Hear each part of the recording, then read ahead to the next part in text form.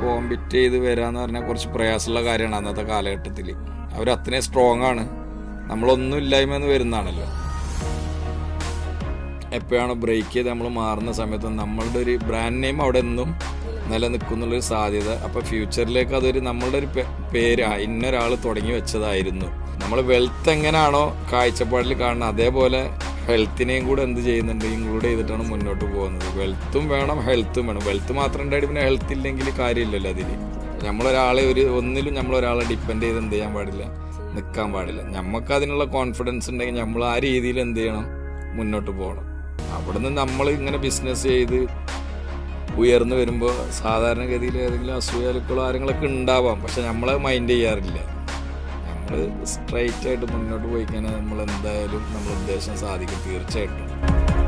പക്ഷെ ഒരുപാട് ഓപ്പോസിറ്റുള്ള ആളുകൾ പ്രയാസപ്പെടുത്തിയ അനുഭവങ്ങളൊക്കെ ഉണ്ട്. പക്ഷെ ഇപ്പം നമ്മൾ ഒരു 1,00,000 രൂപക്ക് മേടിക്കാനുള്ള സാധനമാണെങ്കിൽ, ഫിഷ് ആണെങ്കിൽ അതവർ നമ്മളെ കൊണ്ട് 1,50,000 മേടിപ്പിക്കാനുള്ള രീതിയിൽ എന്ത് ചെയ്യും, ഓപ്ഷൻ ഹാളിൽ വെച്ചിട്ട് പരസ്പരം കോമ്പറ്റ് ചെയ്യും.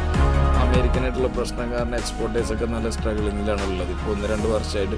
പിന്നെ ഇന്ത്യയിലത്തെ ചെമ്മീൻ ബാൻ ചെയ്തിട്ടുണ്ട്.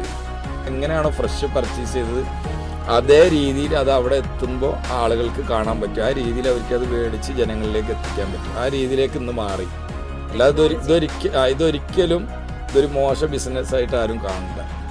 കോമ്പറ്റീഷൻ ഇഷ്ടം പോലെ ഉണ്ട്. എന്നാലും നമ്മളെ മേഖലയിൽ നമ്മളിപ്പോഴും നമ്പർ 1 ആയിട്ട് തന്നെ നിൽക്കുന്നുണ്ട്. ഓക്കെയാണ്, കുഴപ്പമൊന്നുമില്ല. എനിക്ക് കുറച്ച് വെറുപ്പുകൾ സമ്പാദിക്കാൻ പറ്റിയ എൻ്റെ അനിയനിങ്ങനെ രാഷ്ട്രീയത്തിൽ എൻട്രി ചെയ്ത സമയത്ത് കുറച്ച് നല്ല അടുപ്പുള്ള ആളുകളൊക്കെ ഞാനുമായിട്ട് തെറ്റി പിരിയുന്നൊരവസ്ഥ ഉണ്ടായിട്ടുണ്ട്. Hello, welcome to One Dream Media. പല പരാജയങ്ങളിൽ കൂടി കടന്നു വന്ന് ഫിഷ് ബിസിനസ് പോലുള്ള വ്യത്യസ്ത മേഖലയിൽ വിജയം കൈവരിച്ച അഷ്റഫ് ബേബിയാണ് നമ്മുടെ കൂടെ ഗസ്റ്റ് ആയിട്ടിരിക്കുന്നത്. നമുക്ക് വെൽക്കം ചെയ്യാം സർ. അപ്പം നമുക്ക് ഒരുപാട് എന്താ പറയുക, ഇൻസ്പയർഡ് ആയിട്ടുള്ള കുറെ സ്റ്റോറീസ് ഒക്കെ ഉണ്ട്, നമുക്കറിയാം. അപ്പൊ നമ്മളടുത്ത് ഒരുപാട് കാര്യങ്ങളൊക്കെ ഷെയർ ചെയ്യുമല്ലോ അല്ലേ? ഓക്കെ. എങ്ങനെയാണ് ഈ ഒരു മത്സ്യ ബിസിനസ്സിലേക്ക് കടന്നു വന്നത്? എത്രാമത്തെ വയസ്സിലാണ് കടന്നു വന്നത്? ഞാൻ ആക്ച്വലി ഒരു 6th പഠിക്കുന്ന സമയത്ത് ഫാദർ മരിച്ചതിന് ശേഷം പിന്നെ എന്ത് ചെയ്ത് സ്കൂൾ ലൈഫ് സ്റ്റോപ്പായി. എന്നതിന് ശേഷം 1-2 വർഷത്തിന് ശേഷം മറ്റു പല മേഖലകളിലും ജോലി സാധ്യത അന്വേഷിച്ച് നടന്നു. പക്ഷെ ജോലി അനുവദിച്ച് കിട്ടിയില്ല. അപ്പോൾ കടപ്പുറവുമായി ബന്ധപ്പെട്ട് ചെറിയൊരു ഫിഷിൻ്റെ മേഖലയിൽ ഒരാളെ കൂടെ ജോലിക്ക് ജോയിൻ ചെയ്തു. അങ്ങനെ ഒരു 2-3 വർഷം അയാളെ കൂടെ നിന്ന്. പക്ഷെ അതൊരു 4-5 മാസം ഒരു സീസൺ കഴിഞ്ഞാൽ പിന്നെ അത് മെല്ലെ ബ്രേക്ക് ആവും. അപ്പം അത് ബ്രേക്ക് ആവുന്ന സമയത്ത് ആ ജോലിയിൽ നിന്ന് സാലറി ഒന്നും കിട്ടാൻ സാധ്യതയില്ല. അപ്പോൾ പിന്നെ ഞാൻ ചെറിയ രീതിയിൽ അവിടെ തന്നെ 50 രൂപ 100 രൂപക്ക് മീൻ മേടിച്ച് അവിടെ തന്നെ മറിച്ച് വിറ്റ് ചെറിയൊരു പ്രോഫിറ്റ് ഏൺ ചെയ്ത് അങ്ങനെ ഒരു കച്ചവടത്തിൻ്റെ ഒരു രീതിയിലേക്ക് മെല്ലെ വന്നു. അന്ന് നേരിട്ട ചലഞ്ചുകളൊക്കെ ഉണ്ടാവുമല്ലോ? അന്ന് നേരിട്ട് തന്നെ സാമ്പത്തികമായിട്ട് നമ്മൾ വളരെ ബാക്കിലായിരുന്നു. പിന്നെ ആ സമയത്ത് നമ്മൾ പ്രോഫിറ്റ് ജനറേറ്റ് ചെയ്യാന്ന് പറഞ്ഞാൽ 200-300 രൂപയൊക്കെ ഉണ്ടാക്കാനുള്ള സാമർഥ്യം ഉണ്ടായിരുന്നു. അങ്ങനെ 2-3 വർഷം ആ രീതിയിൽ പോയി. പിന്നെ ഒന്നും കൂടി അതിനേക്കാളും മെച്ചപ്പെട്ട രീതിയിൽ കച്ചവടത്തിൽ തന്നെ മെല്ലെ വന്ന് ഏകദേശം ഒരു ഫിഷിൽ തന്നെയാണ്. അവിടുന്ന് ഇങ്ങനെ ചില്ലറ വ്യാപാരം, അവിടെ തന്നെ എടുക്കുക, അവിടെ തന്നെ മറിച്ച് വെക്കുക. പിന്നെ മറ്റുള്ള സ്ഥലങ്ങളിൽ നിന്ന് വരുന്ന ആളുകൾക്ക് മീൻ മേടിച്ചു കൊടുക്കുക, ഒരു കമ്മീഷൻ ബേസിൽ ഇടനിലക്കാരൻ എന്നുള്ള രീതിയിൽ. അങ്ങനെ ഒരു 20 വയസ്സ് വരെയൊക്കെ ആ രീതിയിൽ എന്ത് ചെയ്തു, കച്ചവടം മെല്ലെ ചെയ്തു വന്നു. പിന്നെ വലിയ വണ്ടികൾ വരുമ്പോൾ അവർക്ക് മീൻ ഒന്നിച്ച് ബൾക്കായി മേടിച്ചു കൊടുക്കുക, ആ രീതിയിലേക്ക് മാറി. പിന്നെ എന്തുകൊണ്ട് നമുക്ക് ഇത് സ്വന്തമായിട്ട് ഹോൾസെയിലായിട്ട് തുടങ്ങിക്കൂടാന്നുള്ള ചിന്തയിലേക്ക് വന്നു. ഓക്കെ. അപ്പൊ അന്ന് പരാജയങ്ങളിലൂടെ ഒക്കെ കടന്നു പോയിട്ടുണ്ടല്ലോ. അന്ന് നല്ല സ്ട്രഗിളിംഗ് ഒക്കെ ഉണ്ടായിരുന്നു. അപ്പൊ എങ്ങനെയാണ് ആ ഒരു പരാജയത്തിലേക്ക് എത്തിയത്? ആ ഒരു ഫെയിലിയർ സ്റ്റോറി ഒന്ന് നമ്മുടെ അടുത്ത് ഷെയർ ചെയ്യാവോ? പരാജയം എന്ന് പറഞ്ഞു കഴിഞ്ഞാൽ ഫസ്റ്റ് നമ്മൾ ഇതിലേക്ക് വരുന്ന സമയത്ത് തന്നെ നമുക്ക് ക്യാപിറ്റലോ മറ്റുള്ള കാര്യങ്ങളൊന്നും ഉണ്ടാവില്ല കയ്യിൽ. ഓക്കെ. ചെറിയ രീതിയിലുള്ള പൈസ ആയിട്ട് മേടിക്കുക, അവിടെ തന്നെ വിൽക്കുക, മറിച്ച് വിൽക്കുക, അതിൽ നിന്ന് കിട്ടുന്ന പ്രോഫിറ്റുമായിട്ട് അത് പിന്നെ സ്വരുക്കൂട്ടി വെച്ച് നമ്മളെ ക്യാപിറ്റലിനെ വലുതാക്കി ആ രീതിയിൽ മെല്ലെ മെല്ലെ ചെയ്തു. പിന്നെ ഒരു 2005-04 കാലഘട്ടത്തിലാണ് ഹോൾസെയിലിലേക്ക് മാറാന്നുള്ളൊരു ചുവടുവെപ്പ് നമ്മൾ കണ്ടെത്തിയത്. അപ്പം അതിലേക്ക് വന്നതിന് ഒന്നും കൂടി ഡെവലപ്പ് ആവുന്നുള്ളൊരു തോന്നലുണ്ടായിരുന്നു. അപ്പോൾ അങ്ങനെ അതിലേക്ക് മെല്ലെ മാറി. അപ്പോൾ ആ സമയത്ത് സ്റ്റാർട്ടിങ്ങിൽ നമ്മളെക്കാളും കൂടുതലായിട്ട് ചെയ്യുന്ന ഒരുപാട് ആളുകൾ ഉണ്ടായിരുന്നു. അവരായിട്ട് കോമ്പറ്റ് ചെയ്ത് വരാന്ന് പറഞ്ഞാൽ കുറച്ച് പ്രയാസമുള്ള കാര്യമാണ് അന്നത്തെ കാലഘട്ടത്തിൽ. അവർ അത്രയും സ്ട്രോങ് ആണ്, നമ്മളൊന്നും ഇല്ലായ്മ എന്ന് വരുന്നതാണല്ലോ. ആ രീതിയിൽ മെല്ലെ സ്റ്റാർട്ട് ചെയ്ത് വന്നു. എന്തെങ്കിലും തരത്തിൽ എക്സ്പീരിയൻസോ കാര്യങ്ങളൊക്കെ ഉണ്ടാവുമല്ലോ ഇങ്ങനെ, അതായത് ഇതിങ്ങനെ പരാജയപ്പെടുന്നതോറും നമ്മൾ മറികടക്കുമല്ലോ. അപ്പൊ ആ ഒരു സമയത്തുള്ള ഒരു എക്സ്പീരിയൻസ് ഒക്കെ എങ്ങനെയാണ്? പരാജയം എന്ന് പറഞ്ഞാൽ ആ സമയത്ത് അങ്ങനെ കാര്യമായ പരാജയത്തെ ഒന്നും നേരിട്ടിട്ടില്ല. പക്ഷെ നമ്മളെ ബിസിനസ്സിലേക്ക് നമ്മൾ കടന്നു വരുന്ന ഒരു സമയം നല്ലൊരു സമയമായിരുന്നു. ഈ ഫിഷിനൊരു താങ്ങുവില എന്നുള്ള രീതിയിൽ ഈ ഫിഷിന്റെ പൊടിക്കുന്ന മില്ലുകളൊക്കെ സ്റ്റാർട്ട് ചെയ്യുന്ന സമയത്താണ് ഞങ്ങൾ ബിസിനസ്സിലേക്ക് കടന്നു വരുന്നത്. അപ്പോൾ എത്രത്തോളം നമ്മൾ ബൾക്ക് ക്വാണ്ടിറ്റി പർച്ചേസ് ചെയ്താലും ഇതിനൊരു താങ്ങുവില ഉണ്ടാവും. ഞങ്ങളുടെ മുമ്പത്തെ കാലഘട്ടം എന്ന് പറഞ്ഞു കഴിഞ്ഞാൽ ബൾക്കായിട്ട് വന്നു കഴിഞ്ഞാൽ ആളുകൾ വാങ്ങി വെച്ചതൊക്കെ പിന്നെ മാർക്കറ്റിൽ പോയി അത് വിൽക്കാതെ തിരിച്ചു കൊണ്ടുവന്ന് പിന്നെ അത് ലോസായി ആ രീതിയിലാണ്. പക്ഷെ ഞങ്ങൾ തുടങ്ങുന്ന ആ സമയത്ത് എത്ര ക്വാണ്ടിറ്റി നമ്മൾ പർച്ചേസ് ആക്കിയാലും ഇതിനൊരു ഇന്ന റേറ്റ് എന്നുള്ള രീതിയിൽ അതിനെ നമുക്ക് സെല്ല് ചെയ്യാനുള്ളൊരു സംവിധാനം ഉണ്ടായിരുന്നു. ആ രീതിയിലാണ് ആ സമയത്താണ് നമ്മൾ ഇതിലേക്ക് എൻട്രി ചെയ്യുന്നത്, ഈ ഹോൾസെയിലേക്ക്. അപ്പോൾ ആ സമയം നമുക്ക് ഒരുപാട് ചാൻസ് ഉള്ള സമയമായിരുന്നു. അങ്ങനെ നമ്മൾ മെല്ലെ മെല്ലെ ഡെവലപ്പ് ചെയ്ത് വന്നു നല്ല രീതിയിൽ. പിന്നെ ഒരു 10-12 കാലഘട്ടം ആകുമ്പോഴത്തേക്ക് നമ്മൾ സ്റ്റേബിളായി അതിൽ മാർക്കറ്റിൽ.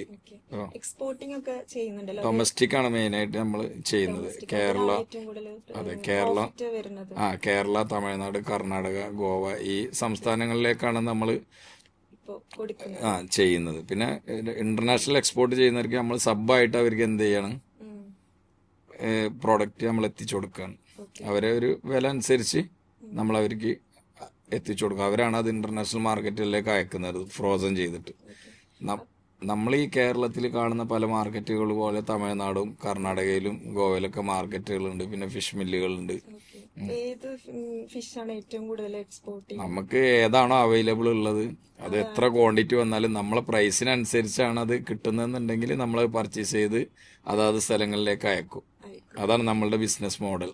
ഓക്കെ. ഇപ്പൊ ഈ ഒരു ഫിഷ് ബിസിനസിനെ സംബന്ധിച്ചിടത്തോളം ഒരുപാട് പുറകിലോട്ട് പോകുമ്പോൾ നമുക്കൊരു ലെസൺ ഉണ്ടാവുമല്ലോ. അപ്പൊ ഇപ്പോഴും അന്ന് കമ്പയർ ചെയ്യുമ്പോഴും ഇപ്പോഴത്തെ കമ്പയർ ചെയ്യുമ്പോഴും ഏതാണ് ഒരു ബെറ്റർ ആയിട്ട് ഉള്ള ഒരു ഇത് തോന്നുന്നത്?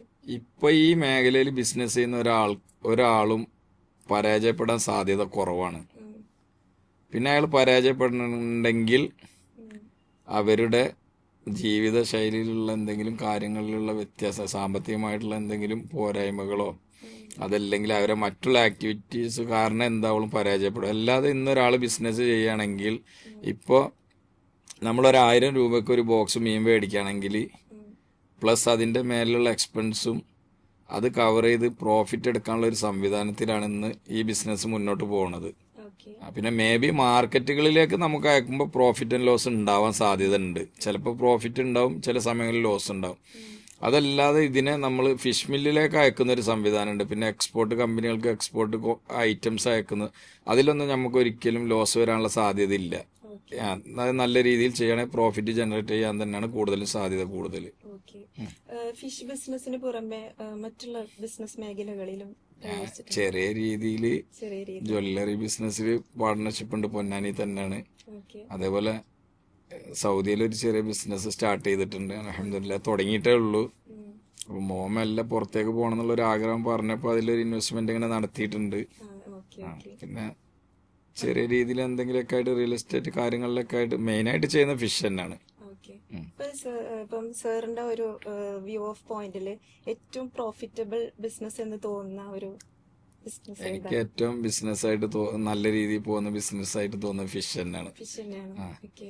പിന്നെ ഗോൾഡിൽ ഇൻവെസ്റ്റ് ചെയ്ത ആളുകൾ ഇപ്പോൾ ഒരു 10 കൊല്ലം മുമ്പ് ഇൻവെസ്റ്റ് ചെയ്ത ആളുകൾക്ക് ഒരുപാട് അത് 5 ഇരട്ടി 6 ഇരട്ടി ഒക്കെ ആയിട്ടുണ്ടാവാം. പക്ഷെ നമ്മൾ ട്രേഡിങ് വെച്ച് നോക്കുമ്പോൾ ഏറ്റവും നല്ല രീതിയിൽ മുന്നോട്ട് ഇപ്പോൾ നമ്മളെ നാടുകളിൽ ഇപ്പോൾ നാട്ടിൽ നിന്ന് ചെയ്യുന്ന ബിസിനസ്സിൽ ഫിഷ് തന്നെയാണ് എനിക്ക് ഏറ്റവും ഫിഷ് റിലേറ്റഡ് ആയിട്ടുള്ള കാര്യങ്ങളിലാണ് എനിക്ക് ഏറ്റവും പ്രോഫിറ്റ് ജനറേറ്റ് ചെയ്യാൻ പറ്റിയിട്ടുള്ളത്. ഇപ്പം ഫ്യൂച്ചർ പ്ലാൻസ് ഒക്കെ ഉണ്ടാവല്ലോ ഒരു ബിസിനസിനെ കുറിച്ചിട്ട്, അതിൽ എന്തൊക്കെ ഇന്നോവേഷൻ ഫ്യൂച്ചർ പ്ലാൻസ് എന്തൊക്കെയാണ് പ്ലാൻ ചെയ്യുന്നത്? ഫ്യൂച്ചർ ഉദ്ദേശിച്ചിട്ടാണ് ഇപ്പം നമ്മൾ കഴിഞ്ഞ വർഷവും ഈ വർഷം പുതിയ 2 കമ്പനി സ്റ്റാർട്ട് ചെയ്തു. ഓക്കെ. അത് എൻ്റെ കൂടെ വർഷങ്ങളായി 20ഉം 18ഉം 17 വർഷങ്ങളായി എൻ്റെ കൂടെ വർക്ക് ചെയ്യുന്ന ഒരു കമ്പനിയിൽ 3 ആള്, രണ്ടാമത്തെ കമ്പനി അതേപോലെ 6 പേര് എൻ്റെ കൂടെ വർക്ക് ചെയ്യുന്ന ആളുകൾ എടുത്ത് പുതിയ 2 കമ്പനി സ്റ്റാർട്ട് ചെയ്ത് ഞങ്ങളും അതിലൊരു ഇത്ര പെർസെൻറ്റേജ് എന്നുള്ള രീതിയിൽ ഇൻവെസ്റ്റ് ചെയ്ത് പുറത്തുനിന്ന് 3-4 ഇൻവെസ്റ്റേഴ്സ് ഉണ്ട്. ആ രീതിയിൽ തുടങ്ങി അത് വളരെ നല്ല രീതിയിൽ കഴിഞ്ഞ കൊല്ലം സ്റ്റാർട്ട് ചെയ്ത് അൽഹംദുലില്ലാ കുഴപ്പമില്ലാത്ത രീതിയിൽ ചെയ്യാൻ പറ്റി. ഈ പ്രാവശ്യം പുതിയതൊന്ന് ചെയ്ത് ഒരു 4 മാസമായി സ്റ്റാർട്ട് ചെയ്തിട്ട് അതും അൽഹംദുലില്ലാ നല്ല രീതിയിൽ മുന്നോട്ട് പോകുന്നുണ്ട്. അപ്പോൾ ആ രീതിയിൽ അതിനെ ഡെവലപ്പ് ചെയ്ത് കൊടുന്നു കഴിഞ്ഞാൽ അവർക്കും അതൊരു നല്ലൊരു ഓപ്പർച്യൂണിറ്റിയാണ്. ഇനിയിപ്പം ഞങ്ങൾ ഇതിനെ എപ്പോഴാണ് ബ്രേക്ക് ചെയ്ത് നമ്മൾ മാറുന്ന സമയത്ത് നമ്മളുടെ ഒരു ബ്രാൻഡ് നെയിം അവിടെ എന്നും നിലനിൽക്കുന്നുള്ളൊരു സാധ്യത. അപ്പോൾ ഫ്യൂച്ചറിലേക്ക് അതൊരു നമ്മളുടെ ഒരു പേര് ഇന്നൊരാൾ തുടങ്ങി വെച്ചതായിരുന്നു, അയാളെ പിൻഗാമികൾ ഇവിടെ ഉണ്ട്, അയാളെ ബിസിനസ് ഇന്നും റൺ ചെയ്യുന്നുണ്ട് എന്നുള്ളൊരു കാഴ്ചപ്പാടിൽ നമ്മൾ എന്ത് ചെയ്തിട്ടുണ്ട്, ആ രീതിയിൽ അവിടെ ബിൽഡ് ചെയ്ത് വെച്ചിട്ടുണ്ട്. ഇൻഷാ അല്ലാ നല്ല രീതിയിൽ ഇപ്പോൾ മുന്നോട്ട് പോകുന്നുണ്ട്. നമ്മളൊരു മദർ കമ്പനി എന്നുള്ള നിലക്ക് ആ 2 കമ്പനി നമ്മളെ കൂടെ വർക്ക് ചെയ്ത് ഉഷാറായിട്ട് പോകുന്നുണ്ട്. മക്കൾക്ക് ആർക്കെങ്കിലും ഈ ഒരു ബിസിനസ്സിൽ കൂടുതൽ താല്പര്യം ഉണ്ടോ? മക്കള് ഒരാളിപ്പോൾ എൻ്റെ ബാങ്കിങ്ങും ഓഫീസ് കാര്യങ്ങളും മറ്റുള്ള കാര്യങ്ങളൊക്കെ നോക്കി എന്നെ ഹെൽപ്പ് ചെയ്യുന്നുണ്ട്. മൂത്താള് ബികോമിന് പഠിച്ചുകൊണ്ടിരിക്കുകയാണ്. കുഴപ്പമില്ല, പൊതുവെ ഒരു ബിസിനസ് മൈൻഡിൽ തന്നെയാണ് മുന്നോട്ട് പോകുന്നത്. വേണ്ട സഹായങ്ങൾ നമ്മൾ ചെയ്തു കൊടുക്കും. ഒരു സക്സസ്ഫുൾ ബിസിനസ്മാൻ എന്ന നിലയ്ക്ക് നമ്മുടെ അടുത്ത് ഒരു ഡെയിലി റൂട്ടീനൊക്കെ ഉണ്ടാവല്ലോ, അതിനെ കുറിച്ചൊന്ന് പറയാം. ഡെയിലി റൂട്ടീൻ എന്ന് പറഞ്ഞാൽ നമ്മളൊരു വർഷത്തിൽ എന്തായാലും ഒരു 6-7 മാസം ജോഗിങ്ങും ഹെൽത്ത് ക്ലബ്ബൊക്കെ ആയിട്ട് നല്ല രീതിയിൽ പോകാറുണ്ട്. പിന്നെ സീസൺ ഒരു 4-5 മാസം വരുന്ന സമയത്ത് ബ്രേക്ക് ചെയ്തേ പോകാൻ പറ്റുള്ളൂ. ഈ സ്ലീപ്പിംഗ് ഒന്നും കറക്റ്റ് ആവാത്ത കാരണം പിന്നെ നല്ല ബിസി ഷെഡ്യൂളായിരിക്കും. അപ്പോൾ അത് പ്രോപ്പറായിട്ട് മുന്നോട്ട് പോകില്ല.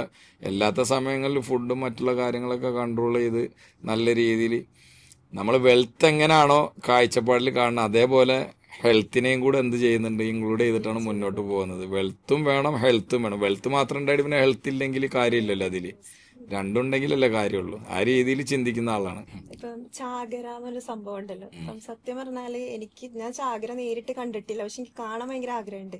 അപ്പം ഈ ഒരു ചാകര എങ്ങനെയാണ് വരുന്നത്? നിങ്ങൾക്ക് കറക്റ്റ് സമയവും കാര്യങ്ങളൊക്കെ എങ്ങനെയാണ് മനസ്സിലാവുന്നത്? ഈ ചാകര എന്ന് ഉദ്ദേശിക്കുന്നത് ഇപ്പം നമ്മുടെ ഈ കേരള തീരത്തൊക്കെ ശരിക്ക് നല്ല റഫ് സീസണും കാര്യങ്ങളൊക്കെ വരുന്നത് ജൂൺ ജൂലൈ ആ സമയങ്ങളിലാണ്, എല്ലാ സമയത്തും എല്ലാ ഇയറിലും. ആ സമയത്ത് അത് വരുന്ന സമയത്ത് പണ്ട് ഇൻബോർഡ് വെള്ളങ്ങളൊന്നും ഉണ്ടായിരുന്നില്ല. അപ്പൊ ആ സമയത്ത് അന്നത്തെ കാലത്ത് ഏതെങ്കിലും കടൽ തീരത്ത് കടൽ ശാന്തമായി നിൽക്കുന്ന ഒരു സ്ഥലം ഉണ്ടാവും. അപ്പൊ അന്നത്തെ കാലത്തുള്ള പരമ്പരാഗത മത്സ്യത്തൊഴിലാളികള് അവിടെ നിന്ന് വഞ്ചികൾ തള്ളി മറ്റുള്ള സ്ഥലങ്ങളിലുള്ളവരും അവിടെ വഞ്ചികളിട്ട് പോയി ആ സ്ഥലങ്ങളിൽ മീൻ പിടിച്ച് അവിടെ എത്തിക്കും. അങ്ങനെയാണ് അതിനെ ചാകര എന്ന് പറയുന്നത്. അല്ലാതെ ചാകര എന്ന് പറഞ്ഞിട്ട് ഒരു മീൻ കിട്ടുന്ന രീതിയല്ല ചാകര എന്ന് പറയണത്. വീഡിയോയിലൊക്കെ കാണാറുണ്ട്. അങ്ങനല്ല. ചാകര എന്നതിനൊരു പേര് ആ രീതിയിൽ വന്നതാണ്. അല്ല അതേപോലെ ഒരു കടൽ സൈലന്റ് ആയി നിൽക്കുന്ന ഒരു ഏരിയയിൽ എന്ത് ചെയ്യും, എല്ലാ ആളുകളും പോയി മത്സ്യം പിടിച്ച് അവിടെ വ്യാപാരം നടത്തും പണ്ട്. ഇപ്പോഴാണ് ഇൻബോർഡ് വെള്ളങ്ങളും അതാത് വെള്ളങ്ങൾ അതാത് ഹാർബറിൽ ലാൻഡ് ചെയ്യൽ തുടങ്ങിയത്. പണ്ട് കാലങ്ങളിൽ അങ്ങനെ ആയിരുന്നില്ല. ഔട്ട്ബോർഡ് എഞ്ചിൻ ആയിരുന്നു. ഏത് തീരത്ത് വേണേലും അവർക്ക് അടുപ്പിക്കാം, അതിനുള്ള സംവിധാനം ഉണ്ടായിരുന്നു. ഇന്ന് അങ്ങനെയല്ല. ഇന്നെല്ലാം ഹാർബറിൽ എന്ത് ചെയ്യുള്ളൂ, തിരിച്ചു വരാറുള്ളൂ. ഹാർബറിൽ നിന്ന് പോയാൽ ഹാർബറിൽ തിരിച്ചു വരും. ആ രീതിയിലാണ് ഇന്ന് പോകുന്നത്. വലിയ വെള്ളങ്ങളായി മാറി. ഇൻസ്പയർഡ് ആയിട്ടുള്ള ആരെങ്കിലും ഉണ്ട്, അല്ലെങ്കിൽ നമ്മുടെ ലൈഫിൽ നമുക്ക് ഇൻഫ്ലുവൻസ് ആയിട്ട് തോന്നിയിട്ടുള്ള ഏതെങ്കിലും വ്യക്തികളോ അങ്ങനെ എന്തെങ്കിലും? എങ്ങനെ ഉദ്ദേശിച്ച ബിസിനസ്സിലാണോ അതോ ബിസിനസ്സിലോ അല്ലെങ്കിൽ ജീവിതത്തിലോ? ഇപ്പം നമ്മള് പരാജയത്തിൽ നിന്ന് വരികയാണല്ലോ, അപ്പൊ നമ്മുടെ ജീവിതത്തിൽ നമുക്ക് ഏറ്റവും കൂടുതൽ ഇൻഫ്ലുവൻസ് ആയിട്ടുള്ള ആരെങ്കിലും ഒക്കെ ഉണ്ടാവും? ബിസിനസ്സിൽ ഇന്ന് കുറച്ചു മുമ്പ് ഞാനൊരു വീഡിയോയിൽ കണ്ടിട്ടുണ്ടായിരുന്നു, അജിഫാന്റെ കുട്ടിക്ക് ഒരു സ്പീച്ച് നടത്തിയിട്ടുണ്ടായിരുന്നു. 2014 12 എന്നറിയില്ല. ആ സമയത്ത് അയാളെ കൂടെ ആക്റ്റീവായിട്ട് നിന്നിരുന്ന ഒരു 14 പേര് എന്തോ രീതിയിൽ അയാളുമായിട്ട് തെറ്റിപ്പിരിഞ്ഞ് ആ സമയത്ത് അയാൾ അവരെ ഡിപ്പെൻഡ് ചെയ്ത് നിൽക്കുകയാണെങ്കിൽ ആ രീതിയിൽ അവർക്ക് കീഴടങ്ങിയിട്ട് അയാൾ മുന്നോട്ട് പോകേണ്ടി വരും. പക്ഷെ അവർ ഇറങ്ങുകയാണെന്ന് പറഞ്ഞാൽ അവരെ ഇറക്കി വിട്ടതിന് ശേഷം അയാൾ നല്ല രീതിയിൽ ആ കമ്പനിയെ അതിനേക്കാളും നല്ല മെച്ചപ്പെട്ട രീതിയിലേക്ക് ഉയർത്താൻ പറ്റി എന്നുള്ളൊരു അയാളൊരു സ്പീച്ച് കണ്ടിരുന്നു. അത് എനിക്ക് വല്ലാതായിട്ട് എന്ത് ചെയ്തു, വല്ലാതെ ഫീൽ ചെയ്തു. അപ്പൊ നമ്മളൊരാളെ ഒന്നിലും നമ്മളൊരാളെ ഡിപ്പെൻഡ് ചെയ്ത് എന്ത് ചെയ്യാൻ പാടില്ല, നിൽക്കാൻ പാടില്ല. നമുക്ക് അതിനുള്ള കോൺഫിഡൻസ് ഉണ്ടെങ്കിൽ നമ്മൾ ആ രീതിയിൽ എന്ത് ചെയ്യണം, മുന്നോട്ട് പോകണം. അതുപോലെ തന്നെ നമ്മുടെ പരാജയങ്ങളില് ചിലപ്പോൾ നമുക്ക് ചുറ്റും ആരും ഉണ്ടാവില്ല. ചിലപ്പോൾ വിജയത്തിന്റെ സമയത്തായിരിക്കും ഒരുപാട് ആളുകൾ നമ്മളെ കൂടെ ഉണ്ടാവുക. അപ്പൊ അങ്ങനെയുള്ള സാഹചര്യങ്ങളൊക്കെ ജീവിതത്തിൽ ഉണ്ടായിട്ടുണ്ടോ? ജീവിതത്തിൽ എന്ന് പറഞ്ഞാൽ ഞാനൊക്കെ ഇപ്പോൾ ജീവിച്ച മേഖലയിൽ എന്ന് പറഞ്ഞാൽ ഒരുപാട് ആളുകൾ, ഞങ്ങളെ മുൻഗാമികളൊക്കെ പല ആളുകളും സാമ്പത്തികമായിട്ട് ഡെവലപ്പുള്ള ആൾക്കാരൊക്കെ ഉണ്ടായിരുന്നു. അന്നത്തെ ഞങ്ങൾ ഫിഷിംഗ് ബോട്ട് മേഖലയിൽ നിന്നാണ് ഞാനൊക്കെ വളർന്നു വന്ന രീതി. ആ മേഖലയായിരുന്നു ഞങ്ങളെ ഫാദറിനൊക്കെ ഉണ്ടായിരുന്നത്. എൻ്റെ വല്യുപ്പ ആ രീതിയിലായിരുന്നു. അപ്പോൾ ആ മേഖലയിൽ നിന്ന് ഞങ്ങൾ വളർന്നു വരുന്ന കാലത്ത് അതിൻ്റെ മുമ്പ് ഒരുപാട് ആളുകൾ ആ മേഖലയിൽ സാമ്പത്തികമായിട്ട് ഭദ്രത ഉള്ള ആളുകൾ ഉണ്ടായിരുന്നു. ആ സമയത്തൊക്കെ നമ്മൾ അവരുടെ ഇടയിൽ വളരെ തീരെ ഒരു സാമ്പത്തിക ഭദ്രത ഒന്നും ഇല്ലാത്ത ആളുകളായിരുന്നു. അവിടുന്ന് നമ്മൾ ഇങ്ങനെ ബിസിനസ് ചെയ്ത് ഉയർന്നു വരുമ്പോൾ സാധാരണഗതിയിൽ ഏതെങ്കിലും അസൂയാലുക്കളോ ആരെങ്കിലൊക്കെ ഉണ്ടാവാം. പക്ഷെ നമ്മളത് മൈൻഡ് ചെയ്യാറില്ല. നമ്മൾ സ്ട്രൈറ്റ് ആയിട്ട് മുന്നോട്ട് പോയി കഴിഞ്ഞാൽ നമ്മൾ എന്തായാലും നമ്മൾ ഉദ്ദേശം സാധിക്കും, തീർച്ചയായിട്ടും. പൊതുവേ ഉള്ള ഒരു ടോക്കാണ്. അതായത് നമ്മുടെ നല്ലതൊന്നും ആളുകൾക്ക് ഇഷ്ടപ്പെടില്ല. നമ്മളെ ഏറ്റവും നല്ല ചീത്ത കാര്യങ്ങളായിരിക്കും ആളുകൾ കൂടുതൽ ഇഷ്ടപ്പെടുന്നത്. അപ്പൊ അതുകൊണ്ട് തന്നെ നല്ല കാര്യങ്ങളൊന്നും ആളുകളെടുത്ത് ഷെയർ ചെയ്യരുതെന്ന് പറയും. അതിനെ കുറിച്ച് എന്താ പറയാനുള്ളത്? ഞാൻ ആ അഭിപ്രായത്തിനോട് യോജിക്കുന്നില്ല. നല്ലതാണ് എന്ന് തോന്നിയത് നമ്മൾ ചെയ്യുക. എന്നുവെച്ചാൽ ആളുകൾക്ക് സഹായിക്കണവരെ സഹായിക്കുക, പ്രയാസമുള്ള ആളുകളെ കണ്ടറിഞ്ഞ് നമ്മളെ കൊണ്ട് എന്തൊക്കെ സഹായം അവർക്ക് ചെയ്യാൻ പറ്റും അത് ചെയ്യുക. വിദ്യാഭ്യാസ മേഖലയിൽ ആർക്കെങ്കിലും സഹായിക്കാൻ പറ്റുന്നുണ്ട് അത് ചെയ്യുക. പ്രയാസമുള്ള രോഗികളെ നമ്മൾ എന്ത് ചെയ്യുക, അവരെ നമ്മളെ കൊണ്ട് പറ്റുന്ന രീതിയിൽ അവരെ സഹായിക്കുക. മറ്റുള്ള ഒരാളെ അല്ലെങ്കിൽ അവരോട് തിരിച്ചൊരു സഹായം കിട്ടുമെന്ന് ആഗ്രഹിച്ചുകൊണ്ട് നമ്മളൊന്നും ചെയ്യാതിരിക്കുക. സത്യസന്ധത നിലനിർത്തിക്കൊണ്ട് നമ്മൾ മുന്നോട്ട് പോവുകയാണെങ്കിൽ 100% സക്സസ് ആവും. ഒരു ബിസിനസ് തുടങ്ങാൻ വേണ്ടിയിട്ട് ഒരു വ്യക്തിക്ക് കൊടുക്കുന്ന ഒരു അഡ്വൈസ് എന്താണ്?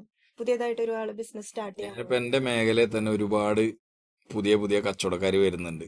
അത് അവർ ഫസ്റ്റ് സ്റ്റാർട്ട് ചെയ്യുന്നത് കമ്മീഷൻ ഏജന്റ് ആയിട്ടാണ്. എന്ന് വെച്ചാൽ പുറമേ നിന്ന് വരുന്ന വണ്ടിക്കാർക്ക് മീൻ എടുത്തു കൊടുക്കുക, അതിൽ നിന്നൊരു കമ്മീഷൻ ബേസിൽ ജീവിച്ചു. അപ്പം നമ്മൾ അവരുടെ അടുത്ത് പറയും, നിങ്ങൾ സ്വന്തമായിട്ട് തുടങ്ങിക്കോ, ഇത് നല്ല ഓപ്പർച്യൂണിറ്റി ഉള്ള മേഖലയാണ്. സ്വന്തമായിട്ട് നിങ്ങൾ വണ്ടിയും ബോക്സൊക്കെ എടുത്ത് നിങ്ങൾ തുടങ്ങിക്കോളി. ഇതിൽ നിങ്ങൾ അധ്വാനിക്കാൻ തയ്യാറാണെങ്കിൽ ഇതിൽ നിന്ന് പിന്നീട് നിങ്ങൾക്ക് ഒരുപാട് ഗുണങ്ങൾ ഉണ്ടാവും, ഒരുപാട് കാര്യങ്ങൾ ഇതിൽ നിന്ന് നേടാൻ പറ്റും. ആ രീതിയിലൊക്കെ നമ്മൾ അവരുടെ അടുത്ത് മോട്ടിവേഷൻ ചെയ്യാറുണ്ട്. നമ്മൾ ഇറങ്ങിയ സമയത്തൊന്നും ആ കാലത്തുള്ള ആളുകൾ നമ്മുടെ അടുത്ത് പറഞ്ഞത് നെഗറ്റീവാണ് പറഞ്ഞിരുന്നത്. നമ്മൾ അതിൽ നിന്ന് എങ്ങനെ മാറ്റാൻ പറ്റും എന്നുള്ളതാണ് ചിന്തിച്ചിരുന്നത്. ഞാൻ ആ രീതിയിലല്ല കാണുന്നത്. ഞാൻ ആർക്കും എന്ത് വേണമെങ്കിലും ആവില്ല. ഇനിയിപ്പോൾ നമ്മൾ ഈ മേഖലയിലുണ്ട്, ഇനിയും എത്ര ആളുകൾ ഇതിലേക്ക് വരാനുണ്ട്. ഒരു ബിസിനസ് സ്റ്റാർട്ട് ചെയ്യും, എന്നിട്ട് അവർ അതിൽ ഫെയിലിയർ ആവും. എന്നിട്ട് അവരെന്താ ചെയ്യുക, ആ ബിസിനസ് അങ്ങോട്ട് ഡ്രോപ്പ് ചെയ്തിട്ട് പോവാണ്. പിന്നെ അവരതിൽ ഭയങ്കര നെഗറ്റീവ് അടിച്ച ഡിപ്രഷനിലോട്ടൊക്കെ പോകുന്ന ആളുകളുണ്ട്. പക്ഷെ അവർക്ക് ഒരിക്കലും അറിയില്ല കുറച്ചും കൂടി ഒന്ന് സ്ട്രഗിൾ ചെയ്ത് കഴിഞ്ഞാൽ സക്സസ് ആവുന്നു. അപ്പൊ അങ്ങനെയുള്ളവരടുത്ത് അത് ഒന്നാമത്തത് ആ ബിസിനസിനെ കുറിച്ച് അവർ പഠിക്കാത്ത കാരണമാണ്. തീർച്ചയായിട്ടും നമ്മളൊരു ബിസിനസ്സിലേക്ക് ഇറങ്ങുമ്പോൾ ഇപ്പൊ നമ്മളൊരു ബിസിനസ്സിൽ വലുതായിട്ട് ഇൻവെസ്റ്റ് ചെയ്യാന്ന് ഉദ്ദേശിച്ചു, ആദ്യം അതിനെ നമ്മൾ ഡീപ്പായിട്ട് പഠിക്കുക. പഠിച്ചതിന് ശേഷം ഇതിലെനിക്ക് ഇൻവെസ്റ്റ് ചെയ്ത് കഴിഞ്ഞാൽ തീർച്ചയായിട്ടും ഭാവിയിലേക്ക് എനിക്ക് ഇതിൽ നിന്ന് ഒരുപാട് കാര്യങ്ങൾ നേടിയെടുക്കാൻ പറ്റുമെന്ന് അറിയാന്നുണ്ടെങ്കിൽ 1-2 വർഷം സ്ട്രഗിൾ ചെയ്താലും കുഴപ്പമില്ല. പ്രോപ്പറായിട്ട് ആ ബിസിനസ്സിനെ കൊണ്ടുപോകണമെങ്കിൽ തീർച്ചയായിട്ടും അത് മുന്നോട്ട് പോകും. പിന്നെ ഏതൊരു ബിസിനസ്സിലും ഇപ്പം നമ്മൾ പർച്ചേസ് ചെയ്യുന്നുണ്ട്, അത് ക്രെഡിറ്റ് ഉണ്ടാവാം, അല്ലെങ്കിൽ ഓൺ ദ സ്പോട്ട് പേയ്മെന്റ് ആയിരിക്കും, ആ സിസ്റ്റം ഒക്കെ ഉണ്ടാവും. ഇനി പേയ്മെന്റ് അല്ല ക്രെഡിറ്റ് ആണെങ്കിൽ കൂടി ഈ വാങ്ങൽ കൊടുക്കൽ സിസ്റ്റം വളരെ ക്ലിയർ ആണെങ്കിൽ എല്ലാ ബിസിനസ്സും സ്റ്റേബിളായിട്ട് മുന്നോട്ട് പോകും. ഒരു സംശയമില്ല കാര്യത്തിൽ. ഞങ്ങളെ വളർച്ച തന്നെ അതിനൊരു ഉദാഹരണമാണ്. ബിസിനസിന്റെ വളർച്ചയുടെ സമയത്ത് ഏറ്റവും നേരിട്ടിട്ടുള്ള ഒരു ചലഞ്ച് എന്താണ്? ആ സമയത്ത് നേരിട്ട ബുദ്ധിമുട്ടുകൾ എന്ന് പറഞ്ഞാൽ, ഞാൻ തുടങ്ങിയിരുന്ന ബിസിനസ് ഇത് ഹോൾസെയിലിലേക്ക് മാറുന്ന സമയത്ത് ഒരുപാട് ഫണ്ടിന്റെ ആവശ്യങ്ങളൊക്കെ ഉണ്ടായിരുന്നു. പുതിയതായിട്ട് വണ്ടി മേടിക്കണം, ബോക്സ് മേടിക്കണം, അതിനുള്ള സംവിധാനങ്ങൾ ഉണ്ടാക്കണം. ആ രീതിയിലൊക്കെ കുറെ സാമ്പത്തികമായിട്ടുള്ള ബുദ്ധിമുട്ടുകൾ ഉണ്ടായിരുന്നു. അപ്പൊ ആ സമയത്ത് നമ്മളെ കാര്യമായിട്ട് ഹെൽപ്പ് ചെയ്യാനൊന്നും ആരും ഉണ്ടായിരുന്നില്ല. പക്ഷെ നമ്മളുടെ ഒരു കോൺഫിഡൻസ് വെച്ച് ആ സമയത്ത് എന്ത് ചെയ്തു, നല്ല രീതിയിൽ ഒരു 2 ചെറിയ വണ്ടി ഫസ്റ്റ് എടുത്തു, നല്ല രീതിയിൽ തുടങ്ങി. പക്ഷെ ഒരുപാട് ഓപ്പോസിറ്റുള്ള ആളുകൾ പ്രയാസപ്പെടുത്തിയ അനുഭവങ്ങളൊക്കെ ഉണ്ട്. പക്ഷെ ഇപ്പം നമ്മൾ ഒരു 1,00,000 രൂപക്ക് മേടിക്കാനുള്ള സാധനമാണെങ്കിൽ, ഫിഷ് ആണെങ്കിൽ, അതവർ നമ്മളെ കൊണ്ട് 1,50,000 മേടിപ്പിക്കാനുള്ള രീതിയിൽ എന്ത് ചെയ്യും, ഓപ്ഷൻ ഹാളിൽ വെച്ചിട്ട് പരസ്പരം കോമ്പറ്റ് ചെയ്യും. പക്ഷെ നമ്മൾ ഒരു നല്ല രീതിയിൽ അത് നമുക്ക് ഉൾക്കൊള്ളുന്ന രീതിയിലാണ് നമ്മൾ പർച്ചേസ് ചെയ്ത് മാറുക. അല്ലെങ്കിൽ നമ്മളെ ബുദ്ധി അനുസരിച്ച് അത് അയാൾ നമ്മളടുത്ത് കോമ്പറ്റ് ചെയ്യാൻ വരുമ്പോൾ അത് അയാളെ പെരടിയിലേക്ക് വെച്ചു കൊടുത്ത് നമ്മൾ നൈസായിട്ട് നമ്മൾ ഊരി കഴിഞ്ഞാൽ അപ്പോൾ അയാൾക്ക് വീണ്ടും നമ്മളടുത്ത് കോമ്പറ്റ് ചെയ്യാൻ വരുമ്പോൾ ചെറിയൊരു പേടി വരും, ഭയം വരും അകത്ത്.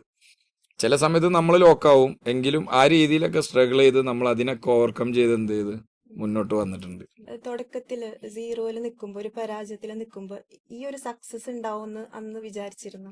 ഇല്ല, ഞാൻ തുടങ്ങിയ സമയത്ത് ചെറിയ രീതിയിൽ ഈ അവിടെ നിന്ന് ഇങ്ങനെ ചില്ലറ വ്യാപാരം നടത്തി എൻ്റെ അടുത്ത് ചെറിയ ക്യാപിറ്റലും കാര്യങ്ങളൊക്കെ ഉണ്ടായിരുന്നു. പിന്നെ പുറമേ നിന്ന് വരുന്ന വണ്ടി, ഈ വലിയ വലിയ വണ്ടികൾക്കൊക്കെ മീൻ എടുത്തു കൊടുത്ത് അവരുടെ അടുത്ത് നിന്ന് കമ്മീഷൻ ബേസിലും, പിന്നെ പുറത്തുനിന്ന് വരുന്ന മീൻ അവിടെ വിറ്റ് ആ രീതിയിലൊരു കമ്മീഷൻ സിസ്റ്റം ഒക്കെ ഉണ്ടായിരുന്നു.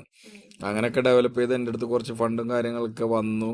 പിന്നെ ഇത് ഹോൾസെയിലിലേക്ക് മാറിയാൽ ഒരുപാട് ഡെവലപ്പ് വരും എന്നുള്ളൊരു തോന്നൽ വന്നു. അപ്പോഴാണ് അതിലേക്ക് മാറിയത്. അതിലേക്ക് മാറിയപ്പോഴാണ് നമ്മൾ ശരിക്കും ഇതിന്റെ സക്സസ് ഗ്രോത്തിലേക്ക് എത്തിയത് നല്ല രീതിയിൽ. സമയങ്ങളിൽ ആരെങ്കിലും കൂടെ സപ്പോർട്ട് ചെയ്യാനുണ്ടായിരുന്നു? തീർച്ചയായിട്ടും. നമ്മള് ഇപ്പൊ എൻ്റെ കൂടെ അന്ന് ഫസ്റ്റ് ഉണ്ടായിരുന്ന മാനേജർ പോസ്റ്റിലുള്ള ആൾ, ഇപ്പൊ എൻ്റെ മെയിൻ മാനേജറായിട്ട് ഇരിക്കുന്ന ആളും, ഞങ്ങളുടെ മദർ കമ്പനിയുടെ മാനേജറായിട്ട് ഇരിക്കുന്ന ആളും, പിന്നെ എൻ്റെ ഇപ്പോഴത്തെ പാർട്ട്ണറും ഒക്കെ നല്ല സപ്പോർട്ടായിരുന്നു.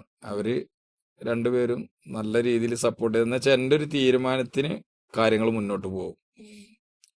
പിന്നെ ഞങ്ങൾക്ക് മെല്ലെ മെല്ലെ സ്റ്റാഫ് കൂടി, മാനേജർമാർ കൂടി.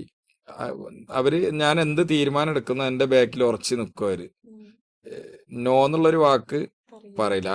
അങ്ങനെ മുന്നോട്ട് പോയതുകൊണ്ടാണ് ഞങ്ങൾ ഇന്ന് ഈ സക്സസിൽ എത്താനുള്ള കാരണം. സ്മാർട്ട് വർക്ക് ആണോ കൂടുതലും ഹാർഡ് വർക്ക് ആണ് ഏതാണ് ഏറ്റവും കൂടുതൽ പ്രിഫർ ചെയ്യുന്നത്? ഇതുവരെ ഇപ്പൊ ഒരു 2 വർഷം മുമ്പ് വരെ ഇപ്പോഴും ഹാർഡ് വർക്ക് തന്നെയാണ് കൂടുതലും. സ്മാർട്ട് വർക്കിലേക്കുള്ള സിസ്റ്റത്തിലേക്ക് പോകാൻ വേണ്ടിയിട്ടാണ് ഇപ്പൊ 2 പുതിയ കമ്പനി നമ്മൾ എന്ത് ചെയ്തത് സ്റ്റാർട്ട് ചെയ്തിട്ടുള്ളത്.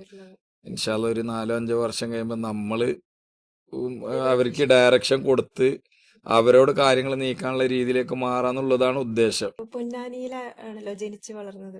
അപ്പം പൊന്നാനിയിൽ ഈ ഒരു മത്സ്യ കച്ചവടം എത്രത്തോളം വളർന്നിട്ടുണ്ട്? പൊന്നാനി ഇപ്പൊ ഈ ഒരു ഇൻബോർഡ് വെള്ളത്തിന്റെ സിസ്റ്റം വന്നതിന് ശേഷവും, പൊന്നാനിയിൽ വലിയ ഫിഷിംഗ് ബോട്ട് മേഖല, വലിയ ഫിഷിംഗ് ബോട്ടുകൾ വന്നതിന് ശേഷം ഒരുപാട് ഈ മേഖലയിൽ പല ആളുകളും ലക്ഷങ്ങൾ സമ്പാദിക്കുന്നുണ്ട്. ഒരുപാട് ധാരാളം മത്സ്യം ലഭിക്കുന്നുണ്ട്. ഫിഷിംഗ് ബോട്ടിനായാലും ഇൻബോർഡ് വെള്ളങ്ങൾക്കായാലും ഈ മേഖലയിലുള്ള പല ആളുകളും ഒരുപാട് കാശ് സമ്പാദിക്കുന്നത്. ഈ മേഖലയിലേക്ക് ഒരുപാട് ആളുകൾ ഇൻവെസ്റ്റ് ചെയ്യുന്നുണ്ട്. അപ്പൊ ഞങ്ങൾ തന്നെ ഒരുപാട് കോടിക്കണക്കിന് രൂപയുടെ ഫിഷാണ് ഒരു വർഷത്തിൽ പർച്ചേസ് ചെയ്യുന്നത്. കോടിക്കണക്കിന് രൂപയുടെ ടേൺ ഓവർ വരുന്നുണ്ട് ഞങ്ങളെ കമ്പനിക്ക്. അപ്പൊ അത്രയും ഈ മേഖലക്ക് വളർച്ച ഉണ്ടായി എന്നുള്ളതാണ്. ഞാനിപ്പോ 10 കൊല്ലം മുമ്പ് ചെയ്ത ബിസിനസ്സല്ല ഇപ്പൊ ചെയ്തുകൊണ്ടിരിക്കുന്നത്. അപ്പൊ അത്രയും മേഖല വളർന്നുകൊണ്ടിരിക്കുകയാണ്. തീർച്ചയായിട്ടും. കേരളത്തിലെ ഏറ്റവും കൂടുതൽ ഈ ഒരു ബിസിനസിന്റെ വളർച്ച എവിടെയാണ് ഫിഷിന്റെ? തീർച്ചയായിട്ടും കേരളത്തിൽ ഇപ്പൊ ഒരു 5, 6, 7 സ്ഥലങ്ങൾ എടുത്തു നോക്കുകയാണെങ്കിൽ അതില് പൊന്നാനി വരാൻ സാധ്യത ഉണ്ട്. അത്രയും മീന് അവൈലബിൾ ഉള്ള സ്ഥലമാണ് പൊന്നാനി. അതായത് പല സ്ഥലങ്ങളിലേക്കും നിങ്ങൾ എത്തിക്കുന്നുണ്ടല്ലേ? തീർച്ചയായിട്ടും. ഓക്കെ, അത് എന്തുകൊണ്ടാണ് ഈ അബ്രോഡ് പോലത്തെ കൺട്രിയിലൊക്കെ എക്സ്പോർട്ടിങ് സാധ്യതകൾ ഇല്ലാത്തത് കൊണ്ടാണ്? അതല്ല, ഇപ്പൊ നമ്മൾ ഈ ചെയ്യുന്ന മേഖല തന്നെ ഈ എക്സ്പോർട്ട് ചെയ്യുന്ന അവരെക്കാളിലും കൂടുതൽ ക്വാണ്ടിറ്റി ഈ കേരളത്തിലുള്ള ആളുകളിൽ തിന്ന് തീർക്കുന്നതുകൊണ്ട് നമ്മൾ ഫിഷ് മില്ലിന് കൊടുക്കുന്നുണ്ട്. പിന്നെ നമ്മൾ അതിലേക്ക് മാറേണ്ട ആവശ്യമില്ല. നമ്മൾ അത്യാവശ്യം ടേൺ ഓവറും ചെയ്യുന്നുണ്ട്, അത്യാവശ്യം ആളുകൾക്ക് ജോലി കൊടുക്കുന്നുണ്ട്, നല്ല രീതിയിൽ ബിസിനസ് ചെയ്ത് പ്രോഫിറ്റ് ഏൺ ചെയ്യുന്നുണ്ട്. പിന്നെ നമ്മൾ അതിനെ മറികടന്ന് വേറൊന്നും ചിന്തിക്കേണ്ട. പിന്നെ ഇപ്പൊ ഈ അമേരിക്കനായിട്ടുള്ള പ്രശ്നം കാരണം എക്സ്പോർട്ടേഴ്സ് ഒക്കെ നല്ല സ്ട്രഗിളിങ്ങിലാണ് ഉള്ളത്. ഇപ്പൊ 1-2 വർഷമായിട്ട്. പിന്നെ ഇന്ത്യയിലത്തെ ചെമ്മീൻ ബാൻ ചെയ്തിട്ടുണ്ട്.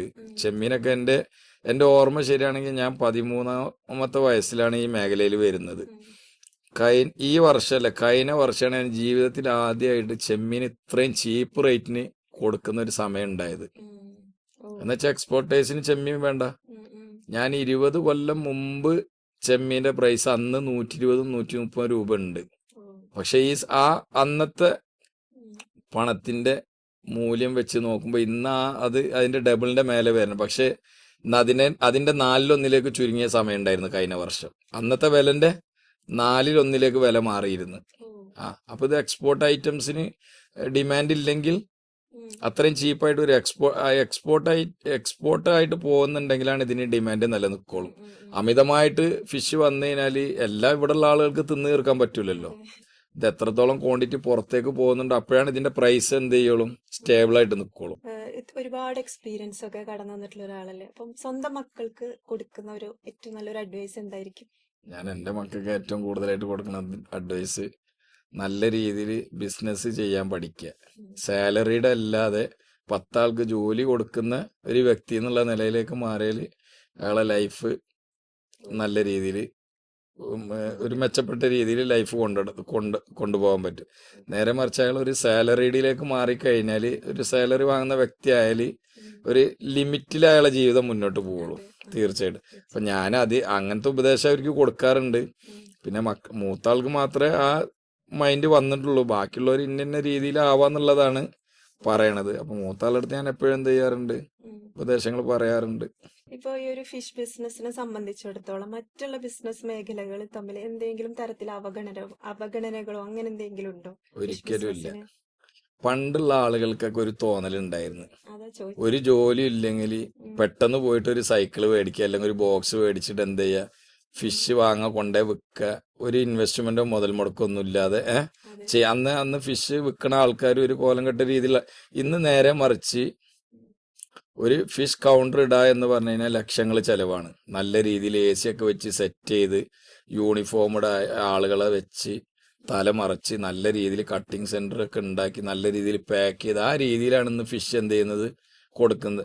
വലിയ വലിയ കാറുകൾ വന്നിട്ടാണ് അതിന്റെ മുന്നിൽ നിർത്തിയിട്ട് ഫിഷ് മേടിച്ചു പോകുക. അപ്പൊ ഫിഷ് വ്യാപാരികളൊന്നും സാധാരണക്കാരല്ല, ഒരിക്കലും അല്ല. ആ രീതിയിലേക്ക് ഇപ്പൊ നിങ്ങളിപ്പോ എറണാകുളത്തൊക്കെ യാത്ര ചെയ്തതിനെ കാണാൻ പറ്റും. എറണാകുളം എന്ന് വേണ്ട, ഇവിടെ നമ്മൾ ഈ മേഖലയിലൊക്കെ ഉണ്ട് പല സ്റ്റാളുകളും. വാങ്ങുന്ന സ്ഥലത്തും വൃത്തിയുണ്ട്, വിൽക്കുന്ന ആളുകളും വൃത്തിയുള്ളവരാണ്, നല്ല ഫിഷുമാണ് ഇപ്പൊ ലഭിക്കുന്നത്. ആ രീതിയിലേക്ക് മാറി. ഇപ്പൊ ഞങ്ങൾ തന്നെ അതെ തീർച്ചയായിട്ടും. ഇപ്പൊ ഞങ്ങളെല്ലാ വണ്ടികളും ഇൻസുലേറ്റഡ് വണ്ടികളാണ്. പണ്ട് കാലത്ത് അങ്ങനെ ആയിരുന്നില്ല, തുറന്ന വണ്ടികളിൽ പായിട്ട് മൂടി ഐസ് ചെയ്തിട്ടാണ് കൊണ്ട്. അപ്പൊ ഇത് മാർക്കറ്റുകളിലേക്ക് എത്തുമ്പോൾ ഇതിന്റെ ഐസൊക്കെ മെൽറ്റായി ഫിഷൊക്കെ ആകെ ഒരു മാതിരി കോലത്തിലാവും. ഇന്ന് അങ്ങനല്ല, ഞങ്ങൾ ഐസ് ചെയ്ത് പാക്ക് ചെയ്ത് ടൈറ്റ് ചെയ്ത് കയറ്റി കഴിഞ്ഞാൽ ഇത് നാളെ മറ്റൊന്ന് ഇത് ഏത് മാർക്കറ്റിലാണ് നമ്മളിത് സെല്ല് ചെയ്യുന്നത് അവിടെ എത്തിക്കഴിഞ്ഞാൽ ഞങ്ങൾ ഇവിടുന്ന് എങ്ങനെയാണോ ഫ്രഷ് പർച്ചേസ് ചെയ്തത് അതേ രീതിയിൽ അത് അവിടെ എത്തുമ്പോൾ ആളുകൾക്ക് കാണാൻ പറ്റും. ആ രീതിയിൽ അവർക്ക് അത് മേടിച്ച് ജനങ്ങളിലേക്ക് എത്തിക്കാൻ പറ്റും. ആ രീതിയിലേക്ക് ഇന്ന് മാറി. അല്ലാതെ ഇതൊരിക്കലും ഇതൊരു മോശം ബിസിനസ് ആയിട്ട് ആരും കാണണ്ട. പണ്ട് സമയത്ത് ബിസിനസ് ചെയ്യുന്നതിനെ കമ്പയർ ചെയ്യുമ്പോൾ ഇപ്പോൾ ഒരു ഈസി പ്രോസസ്സിലേക്ക് എത്തിയെന്ന് തോന്നുന്നുണ്ടോ ടെക്നോളജി? തീർച്ചയായിട്ടും. ഇപ്പോ നമ്മളെ കാര്യങ്ങളും ഇപ്പോ ഒന്നാമത്തെ ഈ നാഷണൽ ഹൈവേ പുതിയ റോഡ് വന്നാലും ഏറ്റവും കൂടുതൽ ഗുണം ഞങ്ങൾക്കാണ്. ഞങ്ങളെ ടൈം എന്ന് പറഞ്ഞപ്പോൾ ഞങ്ങളൊരു രാത്രി 8 മണിക്ക് പറഞ്ഞയച്ചതിന് എത്തുന്ന സ്ഥലത്തേക്ക് ഞങ്ങൾ ചിലപ്പോൾ 10 മണിക്ക് ലോഡ് കയറ്റിയിട്ട് പറഞ്ഞേക്കും. അപ്പൊ ആ 2 മണിക്കൂർ ഡ്രൈവർ എന്ത് ചെയ്യണം, അത്രയും സമയം കവർ ചെയ്ത് ചവിട്ടി പൊളിച്ച് പോയാലേ ആ മാർക്കറ്റ് പിടിക്കാൻ കഴിയുള്ളൂ. ടൈമുണ്ട് എല്ലാ സ്ഥലങ്ങളിലേക്ക് എത്താൻ. അതൊക്കെ ഞങ്ങൾക്ക് ഈ റോഡ് വന്നത് കാരണം ഒരുപാട് ഗുണങ്ങളാണ്. പിന്നെ ഞങ്ങൾ ഈ വണ്ടി ആയാലും എല്ലാ സിസ്റ്റവും പുതിയ അപ്ഡേഷൻ വരുന്നതെന്ന് വെച്ചാൽ ഞങ്ങൾ എല്ലാ വണ്ടികളും ചെറിയ വണ്ടികളാണെങ്കിൽ ഒരു 6-7 വർഷം കഴിയുമ്പോൾ മാറും. വലിയ വണ്ടികൾ ഒരു 8-9 വർഷം മാക്സിമം നമ്മൾ ഉപയോഗിക്കാറുള്ളൂ. അത് കഴിഞ്ഞാൽ എന്ത് പൈസക്കാണ് അത് കിട്ടുന്നത് വിറ്റ് നമ്മൾ വീണ്ടും പുതിയത് അപ്ഡേറ്റ് ചെയ്തുകൊണ്ടിരിക്കുക. അപ്പോഴേ നമുക്കത് പിടിച്ചിരിക്കാൻ പറ്റുള്ളൂ. ഇതിൽ ഒരു കോമ്പറ്റീഷൻ ആണെന്ന് തോന്നുന്നുണ്ടോ? കോമ്പറ്റീഷൻ ഇഷ്ടം പോലെ ഉണ്ട്. എന്നാലും നമ്മളെ മേഖലയിൽ നമ്മളിപ്പോഴും നമ്പർ 1 ആയിട്ട് തന്നെ നിൽക്കുന്നുണ്ട്. ഓക്കെയാണ്, കുഴപ്പമൊന്നുമില്ല. പൊന്നാനിയുടെ വളർച്ചയെ അവിടുത്തെ മത്സ്യ കച്ചവടം എത്രത്തോളം സഹായിച്ചിട്ടുണ്ട്? അഷ്റഫ് ബേബി എന്ന ഒരു ബിസിനസ്സുകാരൻ എത്രത്തോളം സഹായകരമായിട്ടുണ്ട് പൊന്നാനിയുടെ വളർച്ചയ്ക്ക്? തീർച്ചയായിട്ടും. 15 വർഷം മുമ്പൊക്കെ ഇന്ന് ഈ മേഖലയിലുള്ള ആരും ഇത്ര ഉയർന്ന പൊസിഷനിൽ എത്തിയിട്ടില്ല. അന്ന് അവരൊക്കെ ഇന്ന് ഈ മേഖലയിൽ ഒരുപാട് മേഖലയിൽ ഫിഷിംഗ് ബോട്ടിന്റെ മേഖലയായാലും ഇൻബോർഡ് വള്ളങ്ങളുടെ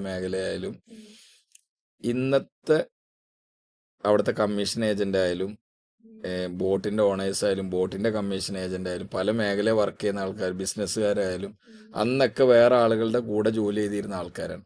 അവരൊക്കെ ഒരുപാട് വളർന്നു. ഇപ്പം എനിക്ക് തന്നെ ഒരു 200ഓളം പേർക്ക് ജോലി കൊടുക്കാനുള്ള അവസരം പടച്ചോൻ തന്ന്. എൻ്റെ കൂടെ 200ഓളം ആളുകൾ വർക്ക് ചെയ്യുന്നുണ്ട്, അൽഹംദുലില്ലാ.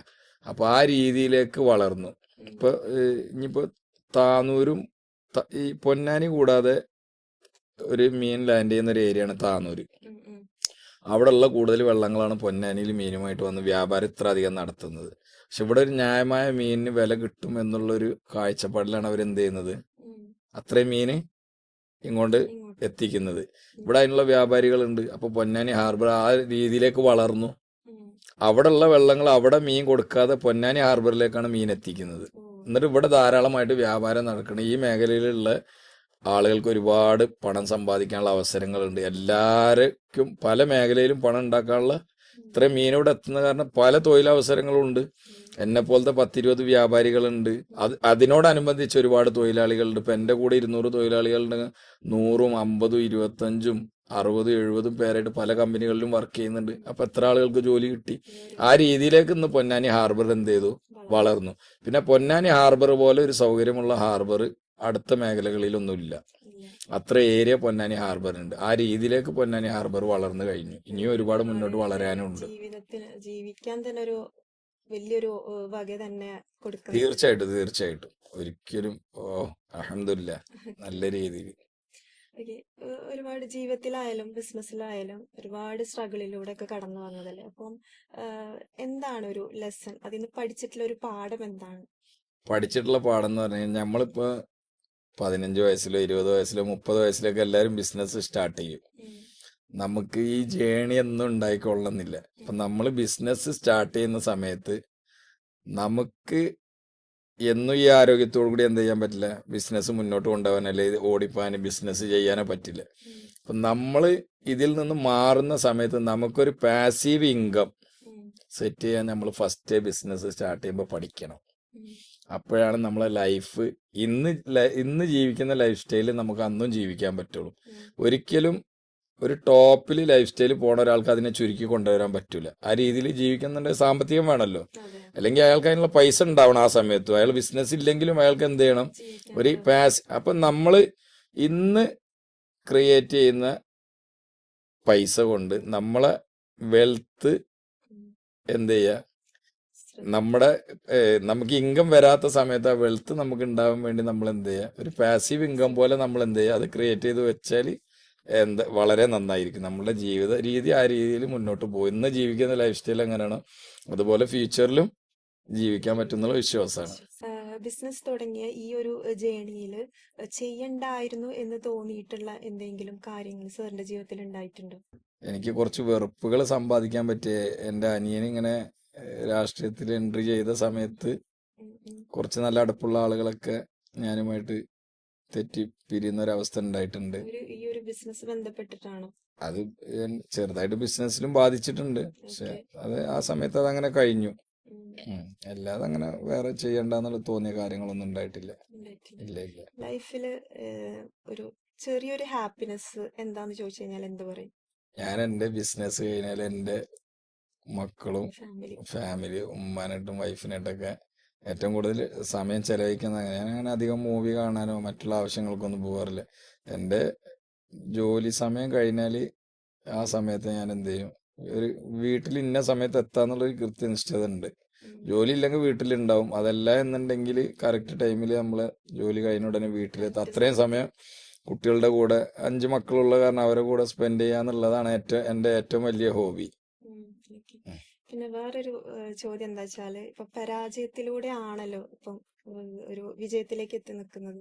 അപ്പോ പരാജയങ്ങളിലൂടെ തന്നെ നമുക്ക് വിജയത്തിലേക്ക് എത്താൻ പറ്റുള്ളൂ എന്ന് അഭിപ്രായമുണ്ട്. നമ്മൾ എന്തായാലും എന്തൊരു ബിസിനസ് ആയിക്കോട്ടെ, അതല്ല ചെറിയ രീതിയിൽ ഇപ്പോൾ ഒരാൾ ചെറിയ രീതിയിൽ തുടങ്ങുന്നതായാലും അത് അയാൾക്ക് വലിയ സംഭവമായിരിക്കും. ആ രീതിയിൽ തുടങ്ങി അത് മുമ്പോട്ട് വന്ന് സക്സസ് ആവണമെങ്കിൽ കുറച്ച് പ്രയാസങ്ങൾ എന്തായാലും ആൾ നേരിടേണ്ടി വരും. ഒറ്റയടിക്ക് ഒരു ബിസിനസ് ഉണ്ടാക്കി കുറെ പൈസ ഉണ്ടാക്കാനൊന്നും ആരെ കൊണ്ടും പറ്റൂല. ഏത് മേഖല വരുമ്പോൾ അതിന് കുറച്ച് പ്രയാസങ്ങളും കാര്യങ്ങളും പല ആളുകളെ എതിർപ്പുകളും വിമർശനങ്ങളൊക്കെ നേരിടേണ്ടി വരും. അതെല്ലാ മേഖലയിലും ഉണ്ടാവും. അതാത് മേഖലയിൽ സ്റ്റേബിളായി നിൽക്കുന്ന ആളുകൾ പുതിയൊരാൾ എൻട്രി ചെയ്യുമ്പോൾ സ്വാഭാവികമായിട്ട് കോമ്പറ്റീറ്ററായി വന്ന് അയാളെ അടിച്ച് മലർത്താനൊക്കെ നോക്കും. അത് എല്ലാ മേഖലയിലും ഉണ്ടാവും. ആ രീതിയിലുള്ള അനുഭവങ്ങൾ എനിക്കും ഉണ്ടായിട്ടുണ്ട്. ഇത്തരത്തിൽ എന്തെങ്കിലുമൊക്കെ അനുഭവങ്ങളൊക്കെ ഉണ്ടെങ്കിൽ നമ്മുടെ അടുത്തൊന്ന് ഷെയർ ചെയ്യും. അതിപ്പോൾ അനുഭവങ്ങൾ എന്ന് പറഞ്ഞാൽ ഞങ്ങൾ ഓപ്പോസിറ്റുള്ള ആളുകളൊക്കെ നമ്മളെ നിലനിർത്തരുത് എന്നുള്ള ഉദ്ദേശമുള്ള ഒരുപാട് ടീംസ് ഉണ്ടായിരുന്നു. പല പല കമ്പനികളും ഉണ്ടായിരുന്നു.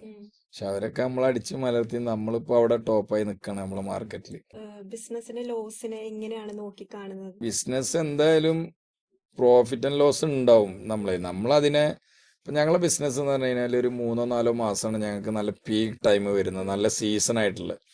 ആ സീസണിൽ നമ്മൾ എത്രത്തോളം വർക്ക് ചെയ്ത് പ്രോഫിറ്റ് ഉണ്ടാക്കുന്നുണ്ടോ ആ പ്രോഫിറ്റും കാര്യങ്ങളും കൊണ്ട് നമ്മൾ ബാക്കിയുള്ള 8-9 മാസത്തെ കവർ ചെയ്ത് കൊണ്ടുപോകണം. ശരിക്കും ആ ഒരു ഇയറിനെ നമ്മൾ എന്ത് ചെയ്യുന്നത്, ഈ 4 മാസമാണ് നമ്മൾ ആ ഒരു ഇയറിലുള്ള മൊത്തം നമ്മളുടെ എക്സ്പെൻസ് കംപ്ലീറ്റ് മീറ്റ് ചെയ്ത് നമ്മളുടെ മാനേജേഴ്സിന്റെ ശമ്പളമായാലും അല്ലെങ്കിൽ നമ്മുടെ സ്റ്റാഫുകൾക്ക് എന്തെങ്കിലും ആവശ്യം വരികയാണെങ്കിലും അല്ലെങ്കിൽ നമ്മുടെ വണ്ടികളുടെ മെയിൻ്റനൻസും മറ്റുള്ള കാര്യങ്ങളും നമുക്ക് ആവശ്യമുള്ള മെറ്റീരിയൽസ് മേടിക്കുക, അതൊക്കെ ഈ 4 മാസത്തെ ബിസിനസ്സാണ് നമ്മൾ ഈ 8 മാസത്തെയും കൂട്ടിയിട്ട് എന്ത് ചെയ്യുന്നത് കറക്റ്റ് ചെയ്ത് കൊണ്ടുപോകും. അപ്പോൾ ആ 4 മാസം നമ്മൾ എങ്ങോട്ടും മാറാതെ കറക്റ്റ് വർക്ക് ചെയ്യും. അവിടെ നമുക്ക് എങ്ങനെ പ്രോഫിറ്റ് ജനറേറ്റ് ചെയ്യാൻ പറ്റും, ആ രീതിയിൽ എങ്ങനെ ബിസിനസ് ചെയ്ത് പൈസ ഉണ്ടാക്കാൻ പറ്റും, നമ്മളുടെ മൈൻഡ് എങ്ങോട്ടും മാറ്റാതെ ബിസിനസ്സിനെ മാത്രം ശ്രദ്ധിച്ചുകൊണ്ട് മുന്നോട്ട് പോകും. ഇനി സാറിന്റെ ഒരു ജീവിതത്തില് ഏറ്റവും വലിയ ലക്ഷ്യം എന്താണെന്ന് ചോദിച്ചു കഴിഞ്ഞാൽ എന്ത് പറയും? അപ്പം നമ്മളിപ്പോൾ കഴിഞ്ഞ വർഷം ഏകദേശം ഒരു 80 കോടി ടേൺ ഓവറിൽ വിറ്റ് വരവിൽ നമ്മൾ എത്തി നിൽക്കുന്നുണ്ട്. ഇൻഷാ അള്ളാ അതൊരു 2030 ഒരു ഇപ്പോൾ 3 കമ്പനി ഓൺ ചെയ്ത് പോകണ്ടല്ലോ, ഒരു 200 കോടി ടേൺ ഓവർ വ്യാപാരം ചെയ്യണം എന്നുള്ളതാണ്, വിറ്റ് വരവ് നടത്തണം എന്നുള്ളതാണ് ആഗ്രഹം. ഇനിയിപ്പോൾ ഒരു 10-200ഓളം സ്റ്റാഫുകൾ നമ്മളുടെ കൂടെ വർക്ക് ചെയ്യുന്നുണ്ട്. അതിൻ്റെ കൂടെ ഒരു 100 ആളുകൾ കൂടി ജോലി കൊടുക്കാൻ സാധിക്കുകയാണെങ്കിൽ വലിയൊരു ഉപകാരമായിരിക്കും. പിന്നെ ഒരുപാട് ആളുകളെ നമ്മളിപ്പോൾ ഒരു 50 താഴെ വരുന്ന ആളുകൾക്ക് പെൻഷൻ കൊടുക്കുന്നുണ്ട്. പിന്നെ ചാരിറ്റിയിൽ നമ്മൾ ഒരുപാട് നമ്മളെ കൊണ്ട് പറ്റുന്ന രീതിയിൽ സഹായങ്ങളും മറ്റുള്ള കാര്യങ്ങളൊക്കെ ചെയ്യുന്നുണ്ട്. കമ്പനി പരമായിട്ട് തന്നെ അത് മുന്നോട്ട് തുടർന്നു പോവുക, അതൊന്നും കൂടി നല്ല രീതിയിൽ മെച്ചപ്പെടുത്താൻ നോക്കുക. ആ രീതിയിലൊക്കെയാണ് നമ്മളുടെ ഇനിയുള്ള മുന്നോട്ടുള്ള ജേണി. ഇത്ര നാളും ഒരുപാട് ആളുകളുടെ പ്രാർത്ഥനയും സപ്പോർട്ടും ഉണ്ടായിരുന്നല്ലോ. ഇനിയും അതുപോലെ തന്നെ മുമ്പോട്ട് ജീവിതത്തിൽ ഉണ്ടാവട്ടെ. ഇനിയുള്ള ഒരുപാട് പ്രയത്നങ്ങളെല്ലാം വിജയം കൈവരിക്കട്ടെ. നമ്മളുടെ എല്ലാവരുടെയും പ്രാർത്ഥന ആശംസകളും കൂടെ ഉണ്ടാവും. അപ്പൊ എന്തായാലും ഇത്രയും സമയം നമ്മളെ കൂടെ സ്പെൻഡ് ചെയ്തല്ലോ, ഒരുപാട് താങ്ക് യു സോ മച്ച്.